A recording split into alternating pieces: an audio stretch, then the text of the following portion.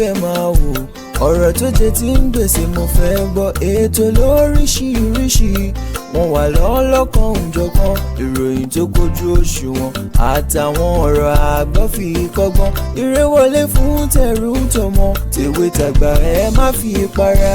Ètò TV mo fẹ́ máa wò, ọ̀rọ̀ tó jẹ tí ń gbèsè mo fẹ́ gbọ́, ètò lóríṣiríṣi wọ́n wà lọ́lọ́kan òjọ̀kan, ìròyìn tó kojú òṣùwọ̀n àtàwọn ọ̀rọ̀ àgbọ́ fi kọ́gbọ́n, eré wọlé fún tẹ̀rù tọmọ tèwe tàgbà ẹ má fi para. Àjànàkú kọjá mórí nǹkan fèrè, bàbá rere káwí parí. BGI TV, we are the pace setter. Bàbá gbàgede ìmọ̀ tẹlifíṣọ̀n station tí dòde.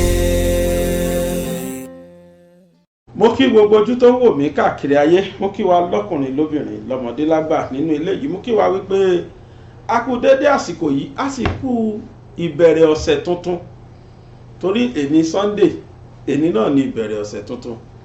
Tó fídíò tí ẹ fẹ́ wò yìí, ó ní fídíò tá a ṣe lénìí tí í ṣe ọjọ́ 19 19/11/2023. Ọdún yìí ṣe bẹ́ẹ̀ ó ń kẹ́rù lọ. Bí bàbá inú oṣù bàbá tá wá wà yìí lágbára Ọlọ́run òkúkú ní bà wá mọ́lẹ̀ o lágbára Ọlọ́run ọba. Bákan náà ni pé kò ní kó wa mẹ́rù lọ. Bọ́dún 2023 ṣe ń kẹ́rù rẹ̀ yìí ó ti ń páàkì ẹ̀ gidi, kódà mọ́tò ti dé tó fẹ́ bá kó kò ní kó wa mẹ́rù lọ lágbára Ọlọ́run. 2024 ìwòyí 2024 a tún sọ pé bí 24 ṣe ń lọ yìí ó bá 25 a tún sọ bẹ́ẹ̀ títí abẹ́ Ọlọ́run àwa tá a sì jọ́dọ̀ 50 years àtọ̀rọ̀ sí ẹ̀yin tẹ́ tó ń jù mí lọ Ọlọ́run ajá 100 ṣáálà ń tọrọ àbí bó ni bàbá 100 plus ká wá ṣánkú gbà yẹn ká ṣánkú papọ̀ 100 plus Ọlọ́run ayọ́nu sí wa lágbára Ọlọ́run ṣẹ́ tuntun tá a mú lónìí ọ̀sán ní ó sàn wá sanwó sàn wá sọmọ sàn wá sí àìkú baálé ọ̀rọ̀ lágbára Ọlọ́run ọba. Ìdùnnú òun náà la fi ṣe tọ̀sẹ̀ yìí o pẹ̀lú ògo Ọlọ́run. Ohun tá a nawọ́ sí lọ́sẹ̀ tó kọjá tí a ò rí mú a kò rí mú lọ́sẹ̀ yìí. Ẹ jọ̀ọ́ torí Ọlọ́run ẹ bá mi bi gbogbo Yorùbá o wípé kí là ń ṣe sí ọ̀rọ̀ ààbò nílẹ̀ Yorùbá wa.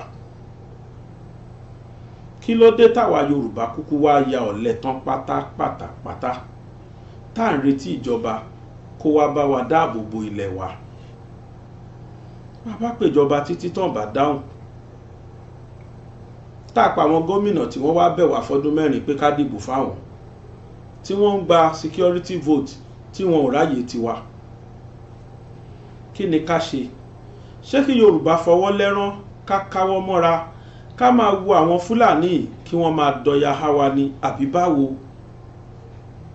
Kí ni ká ṣe lórí ọ̀rọ̀ Fúlàní? Kí ni tó ṣẹlẹ̀ lórí ọ̀rọ̀ wọn?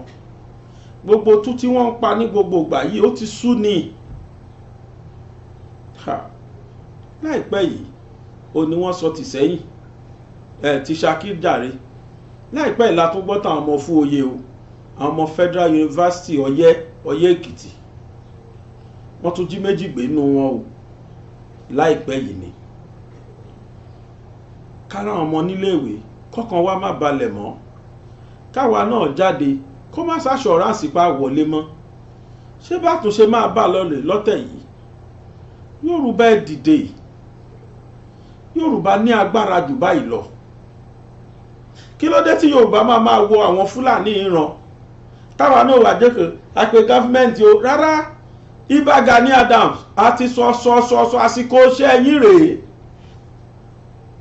Àsìkò táwọn Àmọ̀tẹ́kùn tẹ́ dà wọ́n síta rè bí ọba ká kẹ́yìn náà jáde because ẹ̀yin gangan olórí ogun ilẹ̀ Yorùbá.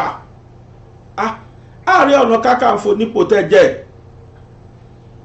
Ó di dandan kárí iṣẹ́ ọwọ́ yín ká mọ̀ pé yes Gani Adams ti dìde wọ́n ti ṣèṣe Ààrẹ Ọ̀nà Kakanfò nítorí pé àwọn Àmọ̀tẹ́kùn tẹ́ níyì kí ni wọ́n ṣe? Ẹ pé ìpàdé àwọn security nílẹ̀ Yorùbá jọ torí pé ẹ̀yin ni #1 chief security officer, ẹ̀yin ló lórí gbogbo ológun. Ó yẹ pé gbogbo security tó wà nílẹ̀ Yorùbá látòrí Àmọ̀tẹ́kùn dórí vigilante so safe àtàwọn kọ̀ọ̀kan bẹ́ẹ̀ ẹ pé gbogbo wọn jọ kẹ́ bá wọn ṣe meeting strategy tẹ́ ẹ lò kẹ́nikẹ́ni má gbọ́ kó di nǹkan tó jẹ́ pé a kàn máa dédé gbọ́ ni pé àwọn Fúlàní àdúgbò tí wọ́n ti méré o ohun tí gbogbo wọn máa ṣe sóko èyíkéyìí nínú wọn tó bá dájú tó mú ẹran ẹ̀ tó fi jẹ oko ọmọ Yorùbá kan táwọn ẹran yẹn wúkú tí gbogbo wọn kú bẹ́ntẹ́bẹ́ntẹ́ á mú eré kò jẹ́ débẹ̀ mọ́ iye kì í ṣẹ̀ṣẹ̀ wájú Ọlọ́run òun fúnra ẹ̀ tó wá lórí láyà wọnú oko yẹn tí ló bù tún mú látòrí ẹsẹ̀ láti ìkànnú ẹsẹ̀ títí dórí ẹ̀ tó wú gẹ̀rẹ̀ yìí tó jẹ́ gbogbo ibi tó ń gbé débà náà ní òsì solution ṣé Yorùbá ti wá yọ̀lẹ̀ débẹ̀ ni a nídìí láti bá wọn jagun ìbọn àwọn bàbá wa mà káre lánàá o wọ́n ní má fòkò mi dáná ìjọkan lè yàn ṣòfin ẹ̀ gbogbo àlà ń pariwo kò sóúnjẹ o oúnjẹ nira o oúnjẹ báwo ló ń jò ṣe nílé ságbẹ̀ ṣiṣẹ́ mọ́ lóko ni sáwọn Fúlàní ìjẹ́kágbẹ̀ ṣiṣẹ́ lóko ní ìgbà kan nídà yìí á ti máa jẹ iṣu benue iṣu sakibiam á ti máa jáde ṣé wọn àwọn Fúlàní jẹ́ kí wọ́n gbin iṣu mọ́ benue sáwọn sakibiam sọ rí iṣu gbìn mọ́ àwọn Fúlàní ti fẹ́ pa wọ́n tán mọ́ko ilẹ̀ Yorùbá ńkọ́ àìmọye tó jẹ́ pé láàyè báyìí ni wọ́n máa wíre oko ẹ̀ wú pákí wúṣu fún màálù ká sì máa wò ṣé ká máa wò báyìí ní Yorùbá ẹ jẹ́ á dìde ẹ wo ọmọ fí oyè tí wọ́n tún gbé láìpẹ́ yìí nísìn Olúwaṣèyí Gíwá ọmọ fún oyè ni ó tún jẹ́ kódà àfikọ́ lọ́ máa ṣàánú wa o wọ́n gbọ́rẹ̀ ẹ̀ mọ́ wọ́n lọ túnṣe gbáwọn eléyìí ni ṣé ká máa wò bẹ́ẹ̀ ẹ̀yin àgbààgbà Yorùbá èmi ò bá púpọ̀ àwọn ọba náà nísìn èmi ò mọ ohun tó ń ṣe o bá pa àgbààgbà Yorùbá àmọ́ àwọn àgbàtà tó lè pè mọ́lẹ̀ Yorùbá o eléyìí sú wa o ṣé ká kọ̀ntínú ká máa wò báyìí ni bàbá dẹ̀ sọ wọ́n ní amórí wákà fọrùn lẹ̀ ìta fojú rí yóò dá o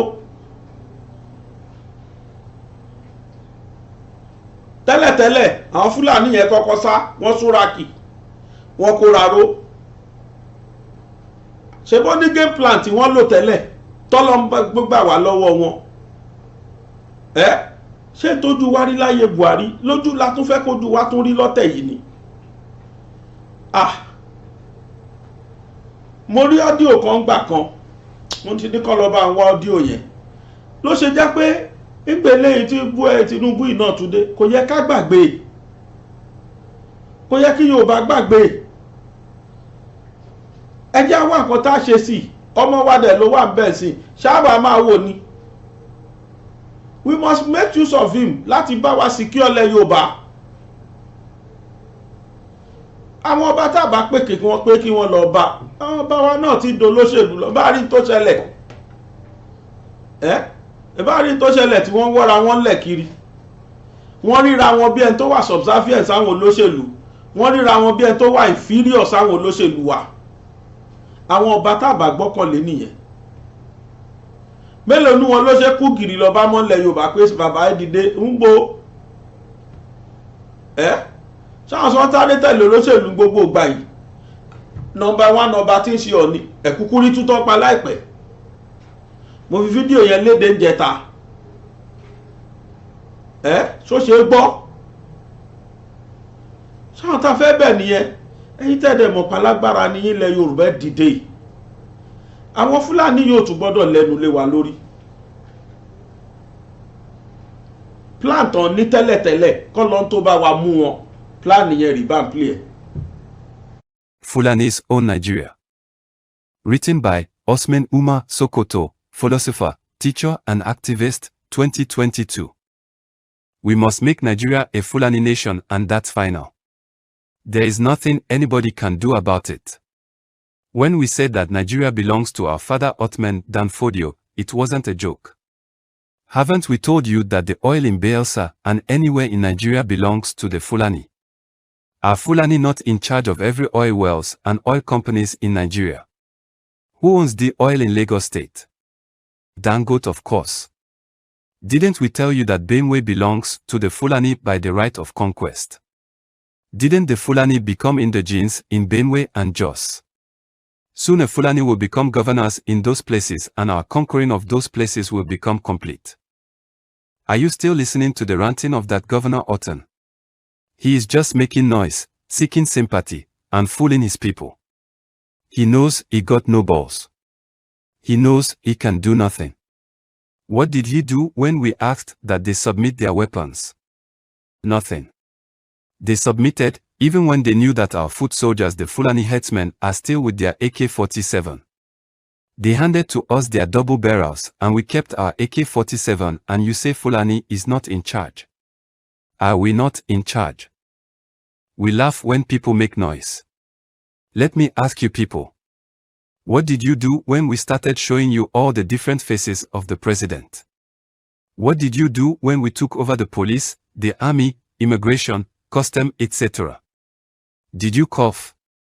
Is Fulani not in charge of all security segments? Is Fulani not DPOs and army chiefs in all your localities? What have your leaders done about it? Have you not seen herdsmen killing people? Have you seen one herdsman in police cell or prison? How many herdsmen have they sentenced? Have you heard that army attacked herdsmen camps? That Air Force bombed them, or police responded when our Fulani herdsmen came for attacks? What happened when we killed 300 in Agatu?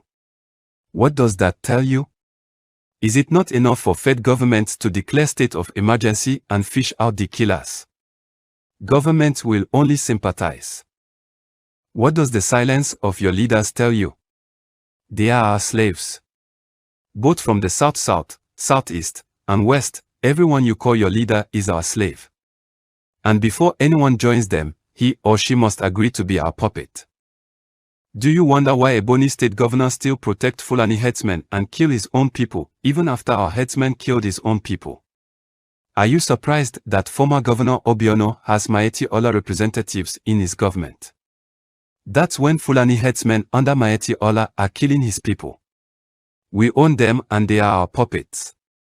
We can save and destroy them anytime. Can't you see what is happening in Imo State? What did your leaders do when we removed your elected governor and put a man that took fourth position? Did they cough? Ihidioha is foolish. For 1 year we wanted him to start worshipping us and he refused. He allowed IPOB to demonstrate without our soldiers killing them. Now he is a governor only inside his family house. Ho ho ho ho. Let me tell you the truth. You must worship the Fulani if you must rule your people in Nigeria. Our slave Hope is doing a nice job. He has killed ESN commander and he is still killing. When we are done, you all will understand how powerful the Fulani is. We are master planners. Do you know the number of Fulani from West and North Africa that have become Nigerians in the past 20 years? And with NIN registration more will become Nigerians. Are Fulani not sacking villages and renaming them?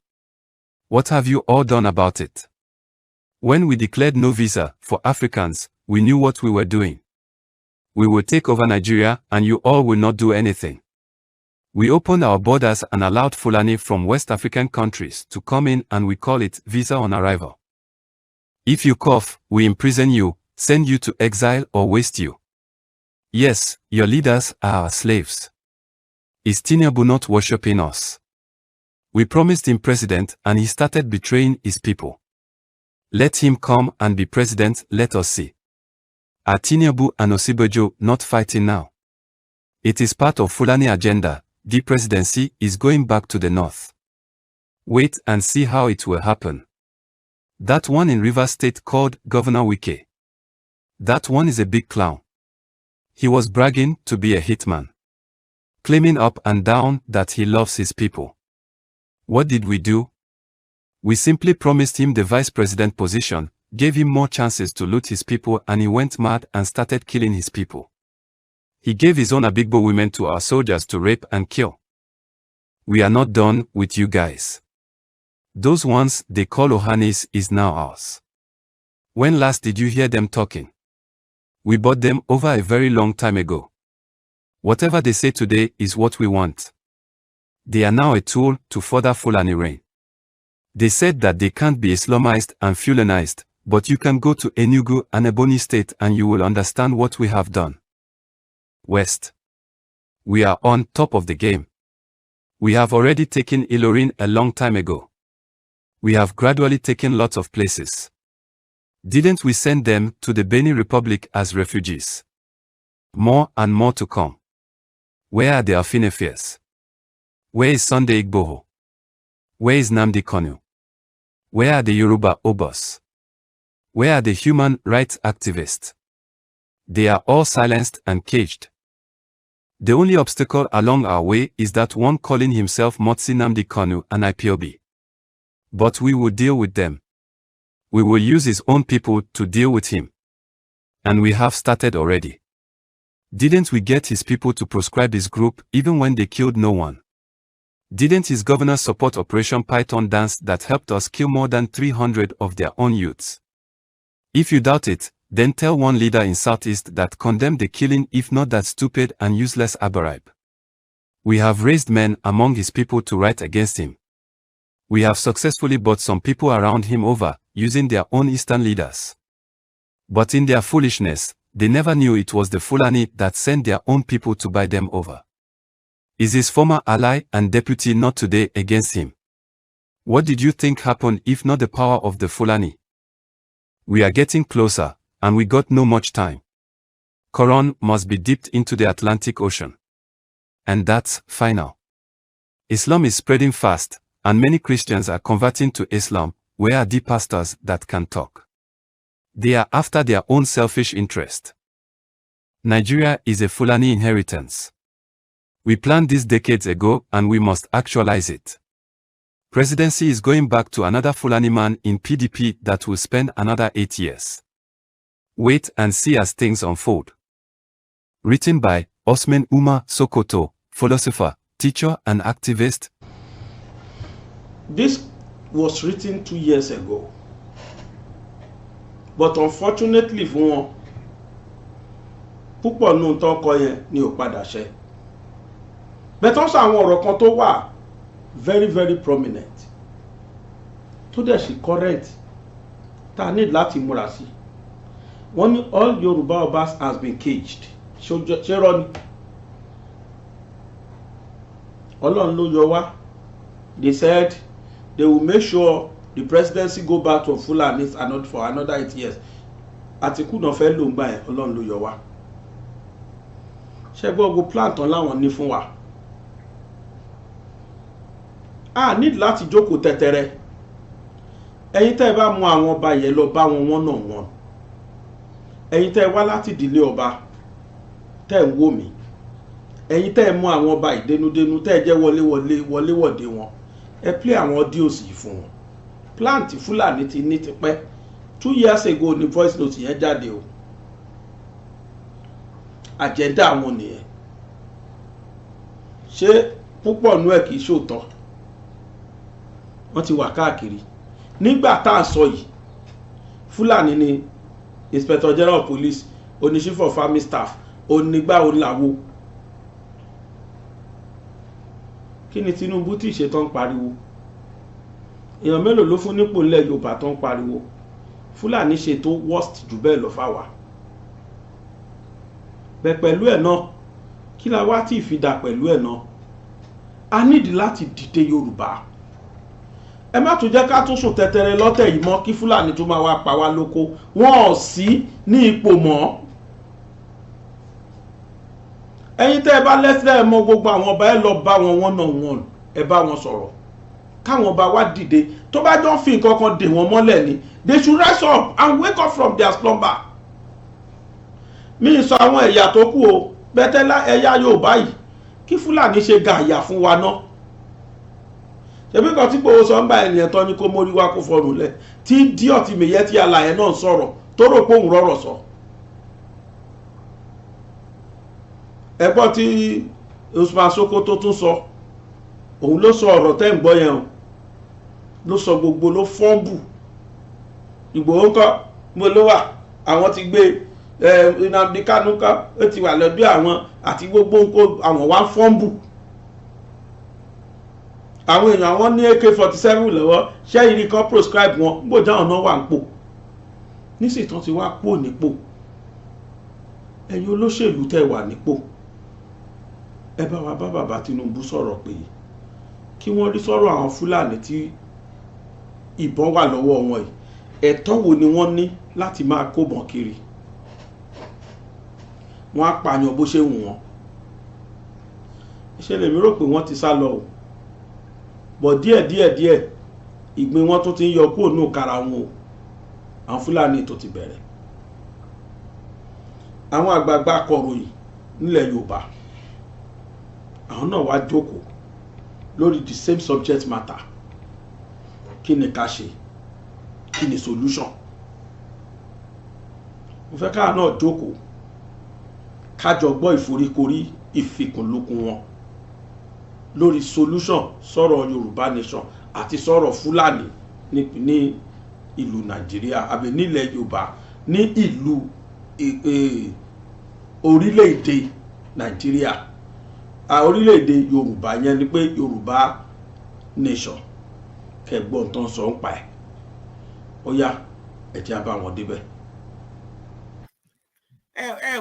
Wọ́n ní aṣọ èmi gẹ́gẹ́ bí ẹnìkan aṣọ ìjà mi ti fàya ó dẹ̀ ti gbó.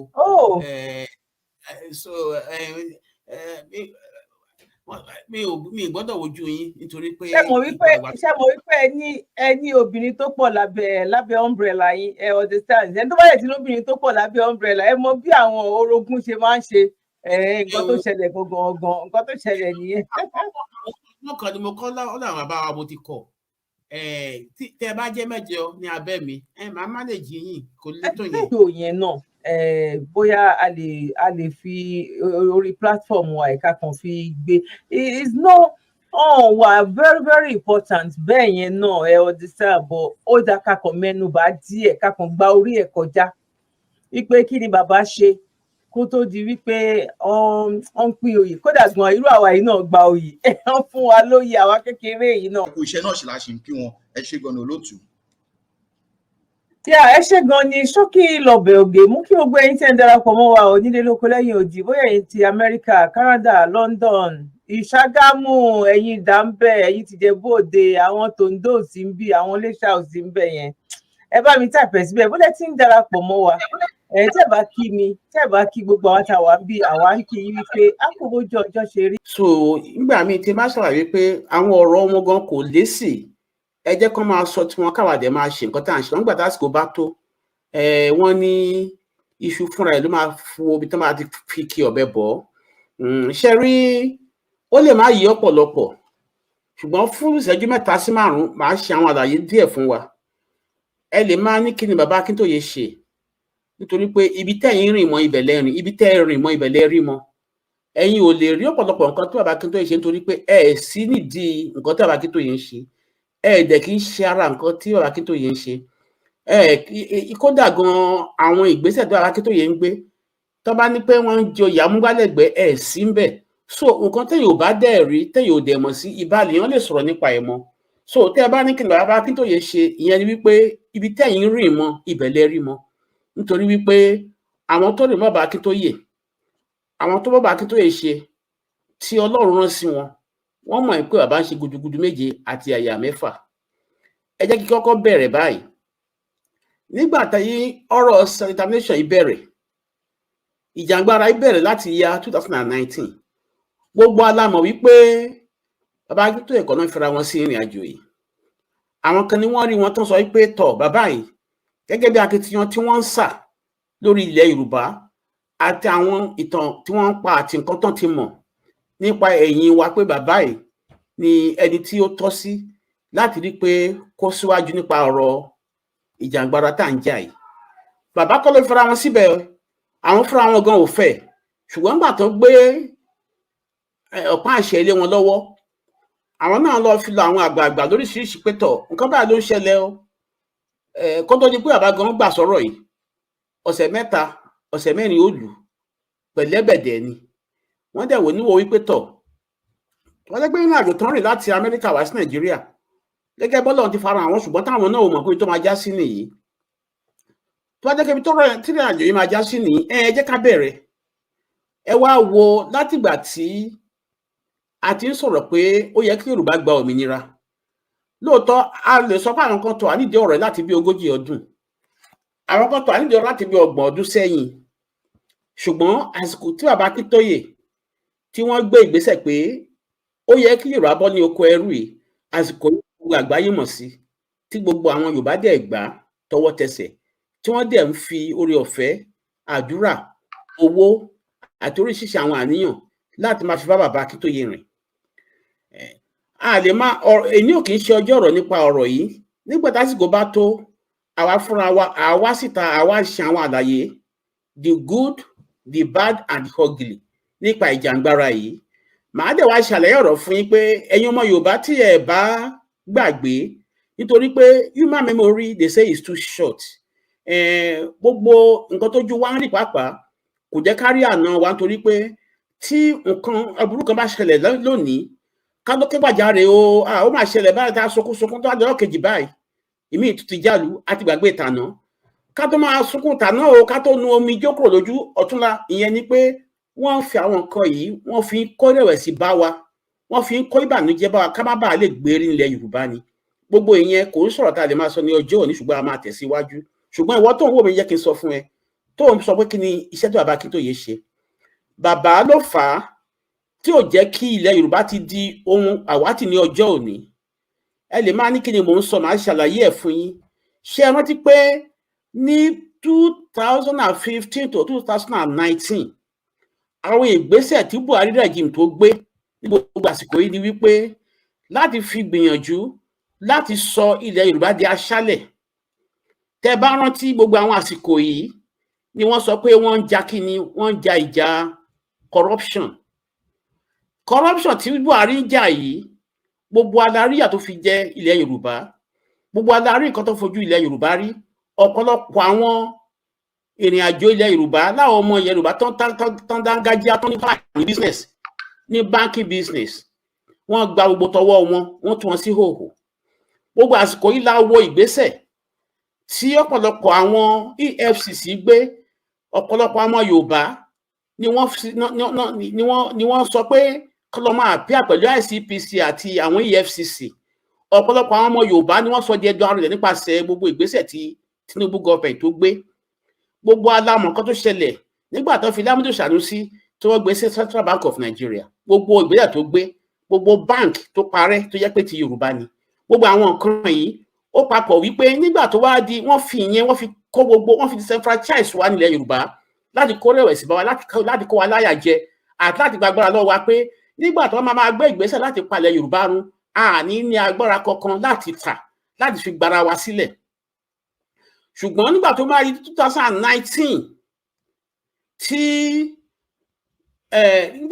2019 tí Buhari tó padà sí orí ìjọba kí ni wọ́n ń ṣe gbàrà tí Buhari padà sí orí ìjọba lóòótọ́ àwọn àmì díẹ̀díẹ̀ tó wà nípa kidnapping kó tó di pé 2019 dé ẹ wá wo ìgbésẹ̀ tí wọ́n bẹ̀rẹ̀ sí ní gbé wọ́n wá kó àwọn ajagunta wọlé nítorí pé wọ́n ti wò níwò wípé gbogbo kóńbà kómi kò sí nǹkan tí Yorùbá lè ṣe wọ́n fẹ́ wá gbìyànjú láti overrun ilẹ̀ Yorùbá gbogbo àwọn nǹkan yìí pátápátá wọ́n gbé ìgbésẹ̀ gbogbo adarí bó ṣe kó àwọn ajagunta wọlé. bẹ́ẹ̀ni ó ṣe gan ni mr fatai. ẹ má dárò mí lẹ́nu ẹ fi ìṣẹ́jú méjì sí kí n parí ọ̀rọ̀ yìí torí pé tí a bá ṣàlàyé ọ̀rọ̀ fún àwọn èèyàn wa kò ní yé wọn ẹ má lọ́rọ̀ mi pọ̀ nítorí pé ẹ̀yin lẹ béèrè ọ̀rọ̀ lọ́wọ́ mi mo dẹ̀ gbọ́dọ̀ ṣàlàyé fún àwọn èèyàn wa kó lè yé wọn yékéyéké ẹ má jẹ́ ká sọ àbọ̀ ọ̀rọ̀ mi fọlọ́n bẹ̀ yín ẹ má cut me short ẹ ṣeun.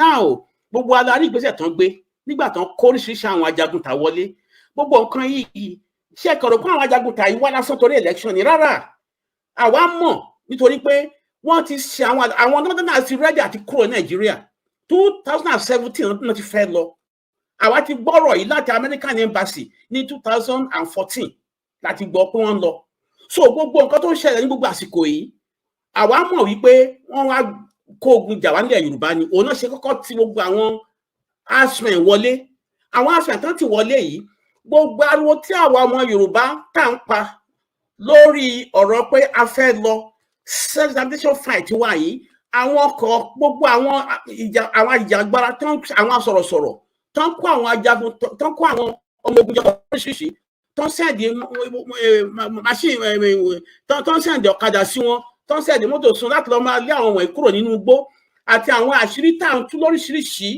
òun ló fà á tí wọ́n fi sọ wípé àṣírí wọn ti tú àti wọn bí tán lọ́pọ̀ fẹ́ palẹ̀ Yorùbá run ni òun ni wọ́n ṣe padà tán ní pé kàkà kí wọ́n bẹ̀rẹ̀ sí ní gbé ìgbésẹ̀ yẹn torí pé tá bá gbé ìgbésẹ̀ yẹn ìbẹ̀rẹ̀ náà máa rí wọ́n lè má rí ìparí ẹ̀ àìdẹ̀ rí ìparí ọ̀rọ̀ yìí kó má lọ kó àwọn fúnra wọn sí ewu internationally kí gbogbo àgbáyé má lọ bá fojú hàn wọn wípé tọ̀ wọ́n ti fira wọn gbogbo àgbáyé wípé ilẹ̀ Yorùbá ń kọ́ wọn nífẹ̀ẹ́ ilẹ̀ Yorùbá wọn dẹ̀ fẹ́ palẹ̀ Yorùbá run òun náà ṣe wá rò wípé káwọn kúkú gbé ìgbésẹ̀ láti lo politics láti máa ṣe nǹkan tó fẹ́ ṣe láti gba ilẹ̀ Yorùbá láti fi ọgbọ́n láti fi kó ilẹ̀ Yorùbá ní ẹrú náà sì ń kó wa so ìwọ tó bá rò pé Babakíntóyè ṣe nǹkan kan tí ò bá jẹ́ Ọ̀fẹ́ Babakíntóyè àti gbogbo àwa tá a support wọn tá à ń fi oore ọ̀fẹ́ jẹ àjàǹgbara ẹ̀ tá à jẹ́ ń tú àwọn àṣírí wọn nǹkan tá à ń sọ kíláàbà máa sọ nǹkan tó wá fi gbogbo àwọn ọmọ ogun tó kó wọlé àtàwọn gbogbo mọ́tò Dangote tó wọ ní gbogbo wa tó kó gbogbo àwọn oríṣiríṣi àwọn amúníṣàn wọ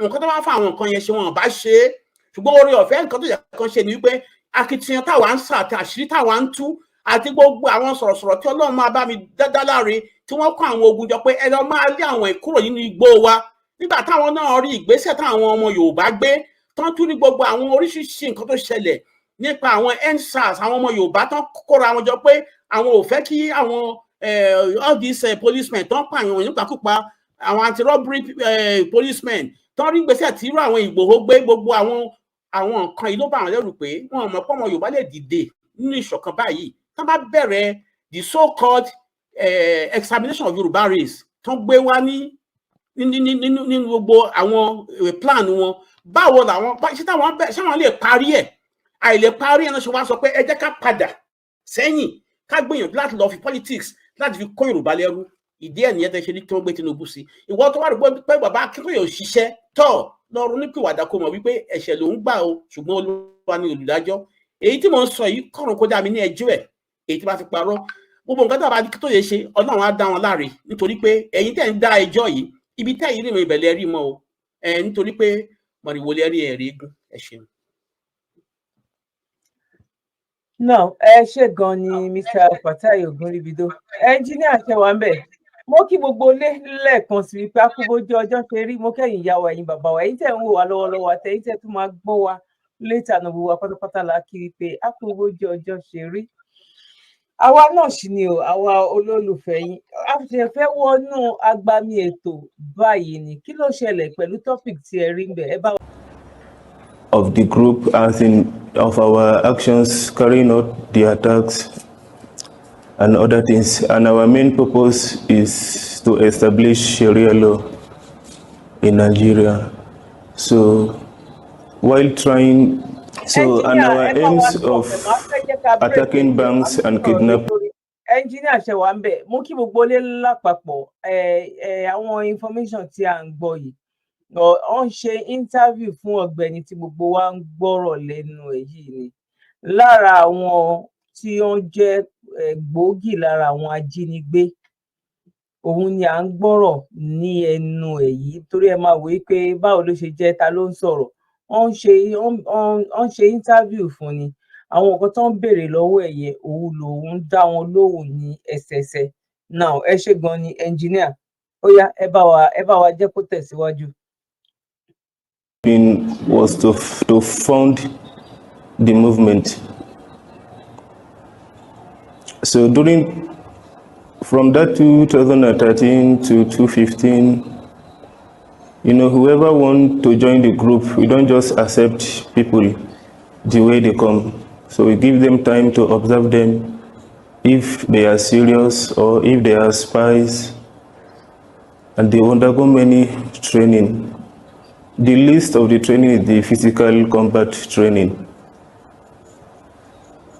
So I train in somewhere in the bush in Okene there. for some numbers of days.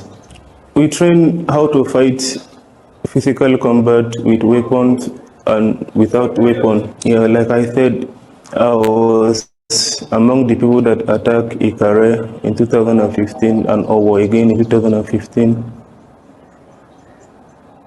We did many operations in Osun State, Okene, different, but I can't remember some of them.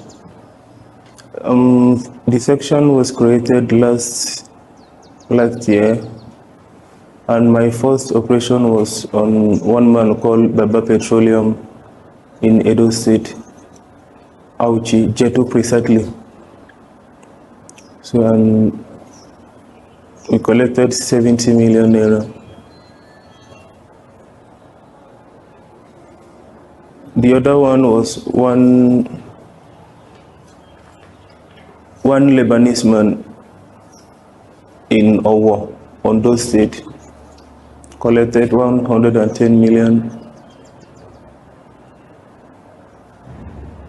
And the last one was in Abuja here, one Usman Dauda Abere, collected 200 million. I collect ransom in cash, in dollars, not in naira. So after that, I submit everything to Abu Baro, who happens to be the overall leader of Ansar. So there is no sharing formula. Though he do give us money just for compensation, and he decide how much to give us. There is no specific sharing formula that applies to it. Like I said earlier, the purpose of kidnapping or attacking banks is to fund the movement, because we don't have sponsor like many people believe that we have. We don't have sponsor. And the people we kidnap, it depends. At times we do kidnap people randomly, at times we have targets. So like the man we kidnapped in Abuja here, someone brought the work to us. Someone that knows him brought the work to us. So we normally, especially if we are kidnapping random people, we kidnap people that has escorts. So even without being told, we know that before anybody can have escort, he must be a wanted person. So engineer, ẹ bá wa stop engineer. Mo fẹ́ wo comment. Ẹ̀yin tẹ́ wà nílé, ṣé ti gbọ́ fídíò yìí, ṣé ti gbọ́ yín. So ẹni mọ̀ pé ìjàngbara tó wà nílẹ̀ yìí, ìjàngbara àwọn ọ̀dọ́ ni, iṣẹ́ àwọn ọ̀dọ́ ni. Ẹni mọ̀ pé ọmọkùnrin tó sọ̀rọ̀ yìí, wọ́n ti mọ plan, wọ́n ti mọ nǹkan tó ń ṣe. Ẹni mọ̀ pé nǹkan ti ṣe wá nílẹ̀ Yorùbá gan ni o. Nǹkan ti ṣe wá nílẹ̀ Yorùbá gan jìnnàjìnnà. Tó túmọ̀ sí wípé ọ̀pọ̀lọpọ̀ àwọn nǹkan láò kà sí, táò tẹ ìnáni, táò tẹ fọkàn sí, tí òjò tó yẹ pé ara ibi tí ìpalára tó ti jáde sí wa ó ti pọ̀ gan, tó yẹ pé nǹkan ti bàjẹ́ gan jìnnàjìnnà. So tó túmọ̀ sí wípé àwa náà láti dìde sìn. Bàbá lọ́wọ́ lọ́ máa ń sọ̀rọ̀ kan, ó nígbà tó bá tó àkókò, ó ní àwọn ọ̀dọ́ fúnra ló máa jà fúnra wọn. Ẹ mọ̀ pé ní ilẹ̀ Yorùbá, gẹ́gẹ́ bí ilẹ̀ Yorùbá ti wà, gbogbo àwọn kan tó ti ṣe, gbogbo àwọn sin tó ti ṣẹlẹ̀ ní ọ̀dọ̀ wa, ṣùgbọ́n síbẹ̀síbẹ̀ àwọn èèyàn ò tí believe na lie làwọn èèyàn ṣe ń sọ. Mo ti rẹ́ ní tẹ́pẹ́ mi àti ẹ̀ ṣì sọ̀rọ̀ ìlálẹ́ àná, ìwòye àná mo ti àpẹẹlẹ èèyàn kan tó ṣe ń sọ pé na lie, pé kò sí nǹkan tó ń pè ní kidnapping nílẹ̀ Yorùbá, pé kò sí nǹkan tó ń pè ní Fulani herdsmen nílẹ̀ Yorùbá. Ẹ̀dẹ̀ rí nǹkan tí arákùnrin tó ń sọ ń sìn. So túmọ̀ sí pé ṣe rí gbogbo aṣọ kọ́ la máa ń sá lóòrùn. Àwọn ibì kan wà ọ̀pọ̀lọ ní tá bá ti dé bí irù, oníká fò ó tó ṣe bí òwe lójú ẹ̀yin ìyá mi àtẹ̀yin bàbá mi. Ṣùgbọ́n nǹkan tí mo mọ̀ ni wípé ṣe rí nígbà tí àtiṣu tó bá tó fùrọ̀ máa ń là ni. Nígbà tí àtiṣu tó bá ti tó fùrọ̀ máa ń là. Then tí ogun ò bá tí tó àkókò láti jà, ẹnìkan ì ń gbúrò ẹ̀ síta. Èmi believe wípé nígbà tí tanitani bá tani nídìí, ènìyàn máa ń ṣe kíni, ó máa ń kérora ojú ibẹ̀ ni. Ojú ibi tó ti ń ta wá yẹn, ó ti tó ń sìn, òun la ṣe ń kérora ẹ̀. Òun ló fi fà tí èmi àti yín tá a fi ń sọ gbọ́dọ̀ tá a sọ. If not, nobody will have cared about nǹkan tó ń ṣẹlẹ̀. Ṣùgbọ́n tó pé tanitani yẹn ti ta wá níbi tó ti yẹ kó ta wá, òun la ṣe ń kérora ẹ̀ síta ń sìn. So gbogbo iṣẹ́ táwọn people yìí ti ṣe, àwa ti ready, àti dé tán láyé kíni láti fi ó gbè, fòǹfò ló gbè, òun la bẹ́ẹ̀ fi ṣe ń sìn. bẹ́ẹ̀ ni ẹ má sọ pé prophet ń lo àyájọ́ nǹkan tẹ́ bá ti lè túmọ̀ sí kò sí problem tẹ́ bá dé ọ̀dọ̀ àjọ máa túmọ̀ ẹ̀ bẹ́ẹ̀ so ó gbé fónfón lóhun òun nìkan tó wà lẹ́sìn so àkókò ti tó láti jẹ́ pé nǹkan ti wá a ní láti gba nǹkan wa padà. It is time to take our right back lọ́wọ́ àwọn people because these people they don't have a good intention about us.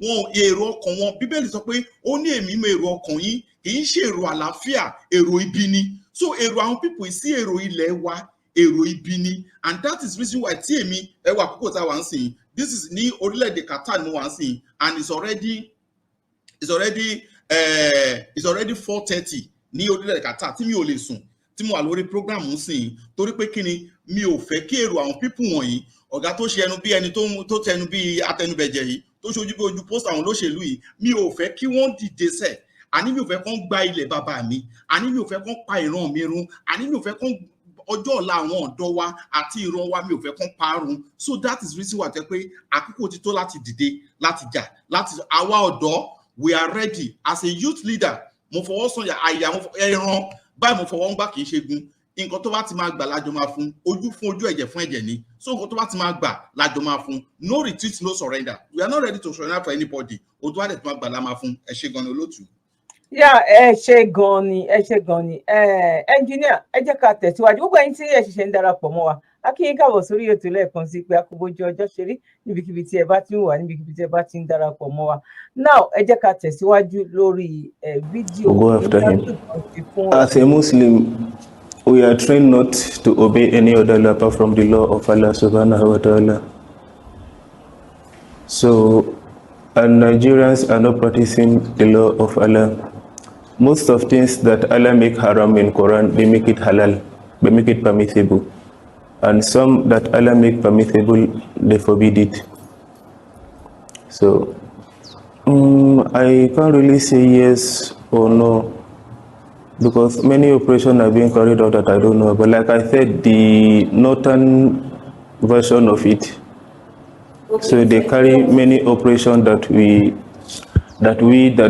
operated in the south, we are not aware, and they too, they are not aware of our operations. So maybe they may be involved in any operation that are being carried out by the northern version of it, but we here, we don't associate with them. Presently, we are 5 in the group, but initially we are more than 5. And some people that are in my group before are not longer in my group now due to if they don't have what it takes, if they don't have that training. So I withdraw them and bring in other ones. So normally we rent house, we do rent house. We live like normal people. We live with the people, take advantages of the people even without their knowledge. So we are very friendly to people. There is no way I can live with you that you will not like me. It's part of my training to mix with people. So we rent house like normal people did, but only we know the purpose of the renting of the house. So at times I might keep victim in my house, even the landlord or the landlady might come around, we sit and discuss, play, till he or she left. He will never notice that I keep someone in the house. We target some, especially a new developing area. So if we can't find a new developing area, the house we must use must be a loan in compound house. So we must not have a neighbor. Now, engineer Ibawa dúró ńbẹ̀ yẹn, ṣé bàbá Kìṣí tán wà ńbẹ̀ yẹn? Bàbá Kìṣí tán bá wà ńbẹ̀ ẹ bá wa gbé wọn wọlé. Internet minister ọ̀rọ̀ lọ́lọ́kùn. The people. Ọ̀tán jẹ́ olórí fún àwọn ajínigbé ni. Tẹ́ bá ti ń gbọ́ wa láti ẹ̀kan bá ṣe ń bá bọ̀, à ń kọ́ mi ní díẹ̀díẹ̀ ni kó má kàn dàbí pé bóyá ó kàn ń sọ̀rọ̀ lọ. I'm pretty sure pé àwọn tán wà nílé gbogbo alájọ mọ bí gbogbo ẹ̀ bó ṣe ń lọ. Mo ó sọ nǹkan kan bẹ̀ yẹn wípé nǹkan tí Ọlọ́run Allah subhanahu wa ta'ala tó ní ká ṣe àwa ò ṣe, nǹkan tó ní ká má ṣe òun là ń ṣe. Àwọn dẹ̀ ń gba owó yẹn láti lè tán fi ra nǹkan ogun so that tó bá yá wọ́n máa lè conquer everybody láti lè sọ wá di mùsùlùmí. Kí lẹ rí sí nǹkan tó sọ yẹn? Because ó jọ kájí kò jọ gàtè, ó fẹsẹ̀ méjèèjì jọra gẹ́gẹ́ bí àwọn nǹkan náà ta ti ń gbọ́ wìrìwìrì yẹn ńlẹ̀. Ẹ ṣé gan ni, ẹ bá wa sáré ṣe ní pápápá. Ẹ kálẹ́ o, a kí gbogbo ọmọ Yorùbá káàkiri gbogbo ogun mẹ́rẹ̀ẹ̀rin ayé. Gẹ́gẹ́ bí ọ̀rọ̀ tó ń lọ lórí afẹ́fẹ́ níta ẹni tí wọ́n gbé wá sí orí afẹ́fẹ́ tó ń sọ àwọn ọ̀rọ̀ lọ́lọ́kan ọ̀jọ̀kan. Kìí ṣe pé ohun tí ń ṣẹlẹ̀ yìí kìí ṣe pé bóyá ó ṣẹ̀ṣẹ̀ bẹ̀rẹ̀ ní àná, ó ti wà tipẹ́tipẹ́tipẹ́. Tí a bá rántí some years back ago tí bàbá wa prof ìṣẹ̀lẹ̀ kan ṣẹlẹ̀ ní Ilé-Ifẹ̀. Ìgbà tí wọ́n dọ́dọ̀ níbi conference yẹn níbi meeting yẹn rádà, kí ni àwọn ìran mùjẹ̀mùjẹ̀mùjẹ̀ yìí kí ni nǹkan tí wọ́n sọ? Wọ́n ní tẹ́lẹ̀tẹ́lẹ̀ Ọlọ́run ló fún ìran Yorùbá ní ilẹ̀ wọn, àmọ́ lọ́wọ́lọ́wọ́ báyìí Ọlọ́run ti gba ilẹ̀ yẹn fún àwọn. So ohun tó bá wu àwọn làwọn lè ṣe lórí ilẹ̀. Ṣé ti understand? Òun ló fà tó fi jẹ́ pé kí wọ́n lọ sí oko lóko, kí wọ́n fi màálù kí wọ́n fi jẹ oko. Ṣé ti understand? Wọ́n dẹ̀ ní ìfọ̀kànbalẹ̀, wọ́n ní bàbá àgbẹ̀jọ́ pé kí ni ohun tí àwọn bá ṣe àṣìgbé ni. Ṣé ẹ rí àwọn aráabí, àwọn ti ní ètò tí wọ́n ti ń ṣe tó yẹ pé gradually ní pé kí ni wọ́n mú topic by topic ní pẹ̀tò tá a bá parí topic yìí o eléyìí lọ́kàn. Àmọ́ àwa tá a jẹ́ ìran Yorùbá, ṣé a mọ̀ kíní yìí àbá mọ̀? Tó bá jẹ́ pé a bá mọ̀, kí ló dé tó jẹ́ pé àwọn aṣíwájú wa tí wọ́n dákẹ́ lórí rẹ̀? Tá a bá wá mọ̀ nísìn tó ti wá hàn sí wa, kí ni àwọn aṣíwájú wa ìgbésẹ̀ wo ni wọ́n ń gbé? Now, ẹ wo àwọn ọ̀rọ̀ lọ́lọ́kan ọ̀jọ̀kan tí ọmọkùnrin yìí ti ń sọ. Ìjọba tó lọ tán tó kúrò kó tó rí pé èmi lọ́kàn bọ́ sí. Wọn ò lè sọ pé àwọn ò mọ gbogbo irú ìṣẹ̀lẹ̀ tí ń ṣẹlẹ̀ yìí. Ẹni tó jẹ́ Minister for Internal Minister tó jẹ́ ọmọ títí wa, kí lorúkọ ẹ̀? Máa Ọ̀ṣun yìí. Arẹ́gbẹ́ṣọlá. Because gbogbo nǹkan tí bá ń ṣẹlẹ̀ ní orílẹ̀-èdè, Minister for Internal Affairs ọgbọ̀rọ̀ mọ̀. Nítorí pé Minister for Internal Affairs òun ni alákòóso àwọn ẹni tí wọ́n jẹ́ àwọn kí ló kọ rẹ̀, àwọn policemen. Òun ni alákòóso àwọn ẹni tí wọ́n jẹ́ àwọn adájọ́, àwọn tí wọ́n jẹ́ àwọn DSS. Gbogbo nǹkan tí ń ṣẹlẹ̀, Arẹ́gbẹ́ṣọlá ò lè sọ pé wọ́n mọ gbogbo orú nǹkan báyìí. Kí ló dé tó jẹ́ pé wọ́n kọ́fà àwọn nǹkan báyìí yìí fún àwa tá a jẹ́ ọmọ orílẹ̀-èdè? Àti pé especially àwa tí ó jẹ́ pé wọ́n ń ṣe ní aburú. Níbẹ̀ lẹ́ti rí pé conspiracy ń bẹ láàrin àwọn ìjọba tó lọ yẹn àti àwọn ìran tí wọ́n fẹ́ ṣe pé kí ni tí wọ́n fẹ́ parẹ́. Ọmọkùnrin yìí ń sọ pé àwọn ń gba owó. Níbo ni wọ́n ti ń rí owó? Ta ní finance wọn? Àwọn kàbá, who are the kàbá? Àwọn kàbá yìí jẹ́ pé kí ni? Ẹ má bínú sá o, ẹ má bínú o, ẹ má bínú dà pé ẹ ti fo ibì kankan bẹ̀ yẹn. Àwọn ń jí èèyàn gbé ni, àwọn Yorùbá làwọn ń gbé táwọn ń gba owó lọ́wọ́ àwa Yorùbá. Àwọn kàbá pọ̀ leléyìí o, ó ní àwọn lọ ń gbé èèyàn, àwọn wá ní ọ̀gá. Àwọn ò dẹ̀ ṣe torí pé bóyá kó fáwọn ní sálárì, àwọn ń ṣe torí Ọlọ́run ni, torí pé nǹkan tọ́lọ́run ní káwa ọmọ Nàìjíríà kan ṣe. Ṣé ẹ mọ̀ yìí pé òun kọ́ ló gbéra rẹ̀, òun kọ́ ń ránra rẹ̀ níṣẹ́? Wọ́n ní àwọn ẹni tí wọ́n sponsor wọn. Àwọn ẹni tí wọ́n sponsor wọn yẹn náà lèmi ń pè ní kàbá. Torí pé àwọn kàbá yìí ẹ lè fojú rí wọn. Àwa tá a jẹ́ ordinary citizen, àwọn ò lè mọ̀ wọ́n. Ẹ má bínú, tá bá ní ká wò ó, sponsor wọn. Àwọn jẹ́ gẹ́gẹ́ bí olórí máfíà ni, ẹ understand, olórí oko náà jẹ́. Àwọn ó dà wọ́n sójú ogun ni. Mo understand nǹkan tẹ́ ń sọ. Ta ló dà wọ́n sójú ogun?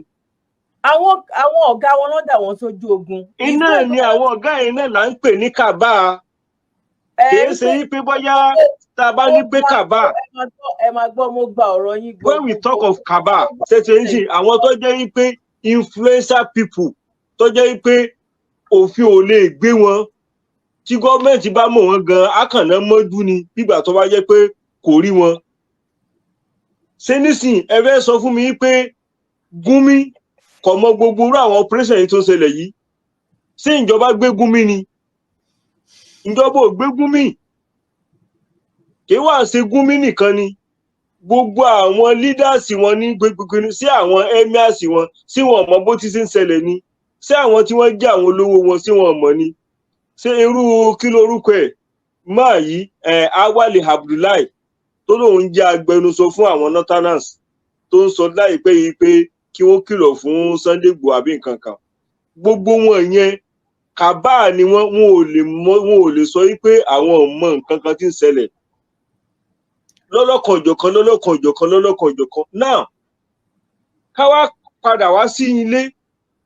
Àwọn ará bí gẹ́gẹ́ bí wọ́n ti ṣe sọ wípé kí ni àwọn fẹ́ gba gbogbo ilẹ̀. Lọ́nà wo ni wọ́n fẹ́ gba gbogbo ilẹ̀? Wọ́n fẹ́ máa fìtínà àwọn ènìyàn. Kí ni mo wí? Wọ́n fẹ́ máa fìtínà àwọn ènìyàn. Wọ́n fẹ́ máa fòró àwọn ènìyàn. Ẹ jọ̀ọ́, ẹni tí wọ́n bá gbé nísìnyìí tó bá béèrè owó lọ́wọ́ rẹ̀ tí ò bá rí owó san, kí ni ó ṣẹlẹ̀? Wọ́n á pa ni. Ẹlòmíì ń bẹ tó jẹ́ yí pé ìgbà wọ́n gbé àwọn ẹlòmíì, wọ́n ta dúkìá, wọ́n ta lé, wọ́n ta ọ̀nà. Gbogbo àwọn fámìlì dá owó. Upon all that náà, kí ni wọ́n ṣe? Wọ́n pa ẹni ẹlẹ́ni, wọ́n tún gba owó. So, wọ́n fẹ́ rí i pé àwa tá a já àwọn ìran Yorùbá, àwọn fẹ́ máa fìtínà wa, àwọn fẹ́ máa kó wàhálà bá wa tó fi jẹ́ pé kí ni a máa sá kiri, a máa fi ilẹ̀ wa ta ní pé a ní fílẹ̀ nírọ̀rùn, a wá máa fílẹ̀ ní tipátipátipá. Ẹ ń gẹ́tì mi? Ẹni tó jẹ́ pé kò fẹ́ lùsì ẹ̀mí rẹ̀, ààyè ibi tí ń gbé á kúrò níbẹ̀. Ṣé ẹ mọ̀ pé nísìnyí tí ń ṣẹlẹ̀ ní ilẹ̀ Yorùbá nísìnyí, we are the ones surrender our land to them voluntarily because we don't want to lose our life. A fẹ́ fi ẹ̀mí wa, a fẹ́ lùsì ẹ̀mí wa. Àìmọ́ fẹ́ wá fẹ́ fi ta, a fẹ́ lùsì ẹ̀mí wa yẹn. Ilẹ̀ wa tá a wá ń sọ pé a fẹ́ dáàbò bo ẹni nísìnyí, yóò wá di pé kí ni, yóò wá yìí sì fún wọn láti pé kí ni kó lè gbà. Ẹ lọ wo gbogbo ìgbèríko, gbogbo ohun tí ń jẹ́ àwọn ìletò ní òkè Ògùn léni yìí, ẹ lè rí àwọn ènìyàn mọ́. Gbogbo àwọn ẹni tí wọ́n ń bẹ lábúlé, gbogbo wọn ti sá wá sí àárín ìgboro padà. Kò sí ẹnì kankan mọ́ tó lè lọ dáko nítorí pé kí ni àwọn ènìyàn ń gbé ìgbésí ìfòòró. Ǹjẹ́ wọ́n pa wá? Ǹjẹ́ wọn ò ní pa wá? Ẹ lọ wo gbogbo ohun tó ń ṣẹlẹ̀ ní òkè Ògùn, gbogbo sẹ̀pẹ̀tẹ̀rí ni, èmi ni Tedé ni, èmi ni Ṣakí ni, Ìgbòho ni, Kìsí ni, Ìgbẹ́tì ni, Ọ̀gbọ̀rọ̀ ni, títí tó fi dé Ìṣẹ́yìn báyẹn. Ẹ má bínú bàbá Kìsí, ẹ jẹ́ ká sáré mú ètò ṣẹlẹ̀ ní Ṣẹ̀pẹ̀tẹ̀rí yẹn. Ṣé Ṣẹ̀pẹ̀tẹ̀rí lẹ pé? Ẹ jẹ́ ká sáré gbé fídíò yẹn. Kó tó di wípé a continue interview tó ń ṣe yìí, a máa break it down. Fídíò ti Ṣẹ̀pẹ̀tẹ̀rí yẹn náà, Ṣẹ̀pẹ̀tẹ̀rí ó wà ń bí báyìí. But okay, bóyá eléyìí máa tó tọ́nà ká tó lọ sí fídíò ti Ṣẹ̀pẹ̀tẹ̀rí. Ẹ jẹ́ ká gbọ́ ti interview yìí délẹ̀ nù. Now, engineer, ẹ bá wa gbóhùn interview sókè, ẹ ṣé gan ni. And while renting the house, even the phone number that we use is purposely for that operation. So we used to bought a phone and a registered SIM card. Every information we are going to use there is fake, just purposely for that operation. And after the conclusion of the operation, we do away with all these things.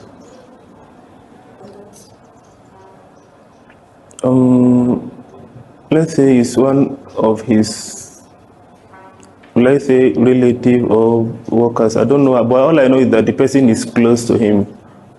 Adams is the one that brought his information to one of us, Ilyasu, who happened to be my boy. So he told me about it. I asked him to invite Adams. So I sit with him, we discuss. We bargain on the percentage we are going to give him, which is now èyí tó fi mú wọn yìí òun ni eléyìí ẹni tó gbé iṣẹ́ yẹn fún ó nígbà míì wà ẹ̀yin tí ó bá jẹ́ pé ẹ ló ṣe ń gbọ́ wa ṣá. à ń gbọ́ yín dókítà máa sọ̀rọ̀ lọ. Ó nígbà míì tó bá yẹ pé bóyá àwọn tí wọ́n máa escort lọ làwọn máa ń sábà target because àwọn ti mọ̀ wípé kán tó lè máa escort èèyàn máa jẹ́ wípé owó wà lọ́wọ́ ẹ̀ you know ṣe tẹ́ bá dẹ̀ gbàgbé òun ló fi pa má nǹkan tó ń ṣe kínní tó ń ta oògùn bílẹ̀ báwo ló ṣe máa ń pè native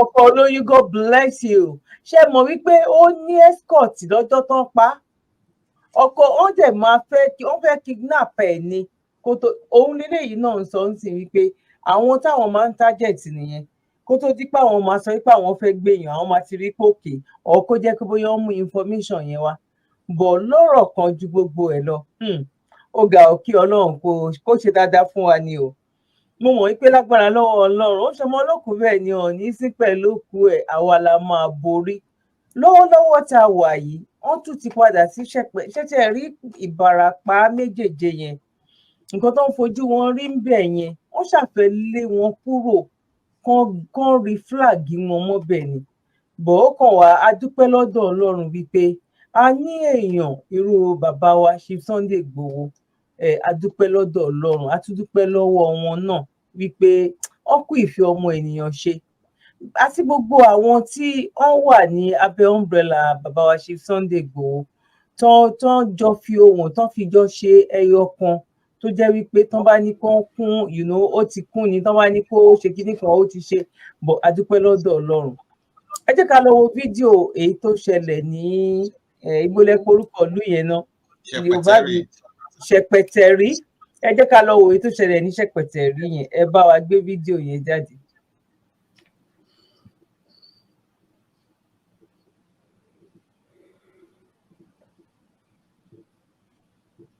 Ẹnjìníà yìí wà ń bẹ̀ ṣá.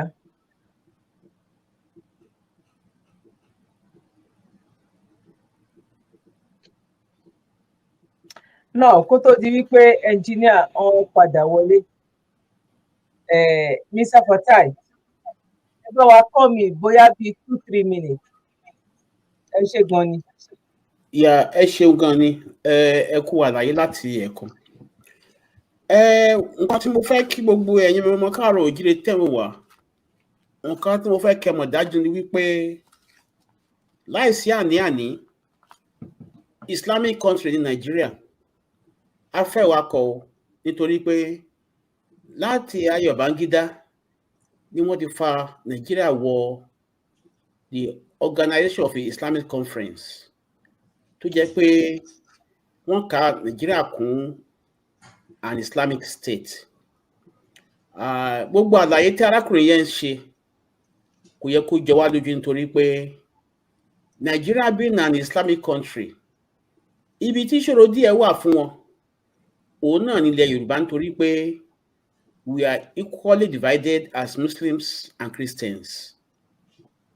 So gbogbo àlàyé tó ń ṣe tẹ́ bá farabalẹ̀ gbọ́ dáadáa ó ní section tó ń hand ó ní kidnapping section ìyẹn ni pé mission ẹ̀ ó ní pé láti lọ gbìyànjú láti máa gbé àwọn èèyàn pa kán dẹ̀ gba owó lọ́wọ́ wọn section tiẹ̀ nìyẹn àwọn other sections wà tí ò lè mẹ́nu bà torí pé nǹkan tó ń train fún iṣẹ́ tó gbélé òun lọ́wọ́ láti ṣe nìyẹn. Mo ń ṣàlàyé lẹ́ẹ̀kan torí pé òótọ́ ọ̀rọ̀ máa dàbí sọkúsọ. Bíbélì ní àwọn èèyàn mi ṣègbé nítorí wọn kò ní ìmọ̀. Mo ń ṣe àwọn àlàyé ọ̀rọ̀ yẹn wípé Nigeria is already a compromised country. Wọ́n ti mortgage wọ́n ti tà wá pátápátá. gbogbo akitiyan táwọn Yorùbá lè máa fà lónìí wípé èmi ló kàn wọ́n fẹ́ ṣùgbọ́n fẹ́ ṣẹ̀yìn yìí a fi waste time ara wa ni nítorí pé àwọn tí à ń sọ yìí wọ́n fún wa buy time ni gẹ́gẹ́ bí àlàyé tí mo ṣe lẹ́ẹ̀kan kò síjọba Nàìjíríà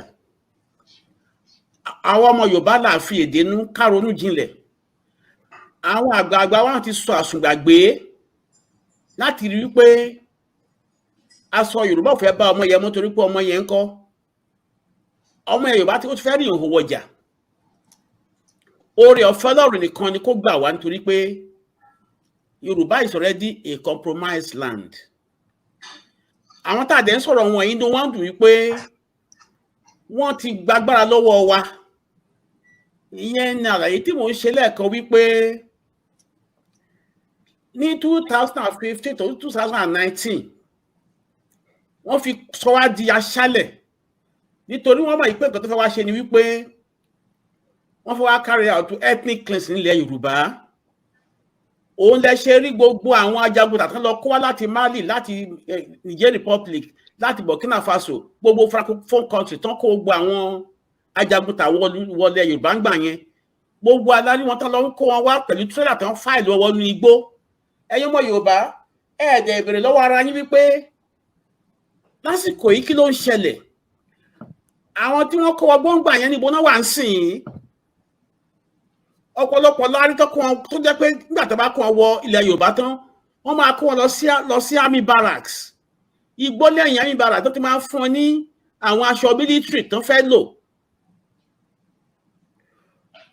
nǹkan tó ń dúró dè ní wípé bọ́n ṣe máa pa ilẹ̀ Yorùbá run nítorí gbogbo ibi tẹ́ ẹ ti rí àwọn tí ẹ̀ ń sọ yìí Òkè Ògùn ni o gbogbo àwọn Ìjẹ̀ṣà land area tẹ́ ẹ ti rí gbogbo àwọn kidnappers yìí àwọn ibi tí ọ̀rọ̀ ilẹ̀ Yorùbá wà ibẹ̀ ni gbogbo wọn wà yẹn nítorí pé àwọn ọ̀rọ̀ ilẹ̀ Yorùbá gangan òun ni wọ́n ń jàdù òun náà ṣe fẹ́ gbìyànjú láti rí wípé ṣe mọ̀ pé wọ́n ti sọ wípé àwọn wọ́n máa ṣèjọba from desert to the lagoon òun lè ṣe rí títì tó wọ lagoon ní Ìkòyí ní Victoria Island tó jẹ́ pé Tafawa Square náà pé àwọn ará bíbá wọn ti ká wa mọ́ kò sí nǹkan tá a lè ṣe ariwo tá à ń pa yìí àti àwọn àṣírí wọn tá a tú ní gbogbo ìgbà tó ń gbé àwọn èèyàn wọlé tí a rí mọ́tò Dangote tó ń kó ammunition wọ gbogbo igbó wa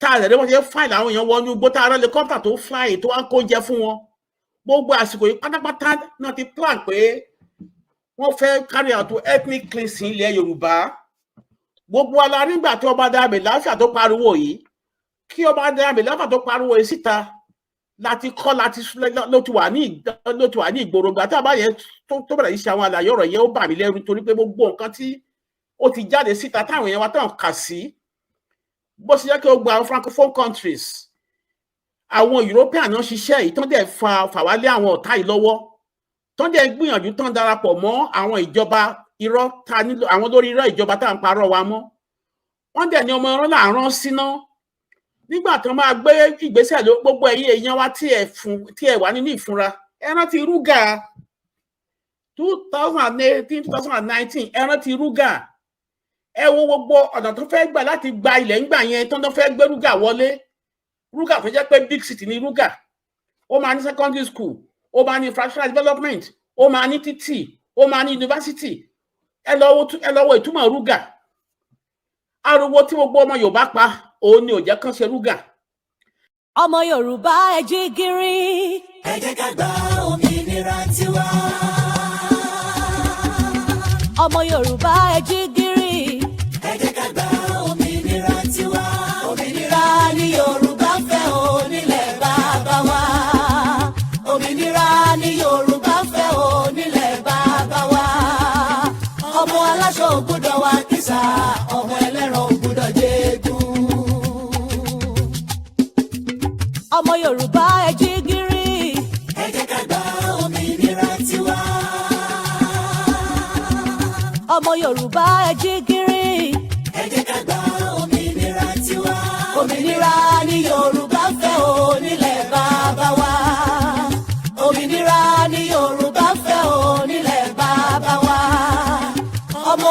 ò gbọ́dọ̀ wá kísà ọmọ ẹlẹ́ran ò gbọ́dọ̀ jẹ́gun.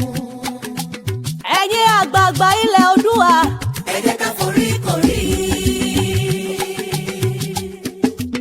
gbogbo ọ̀dọ́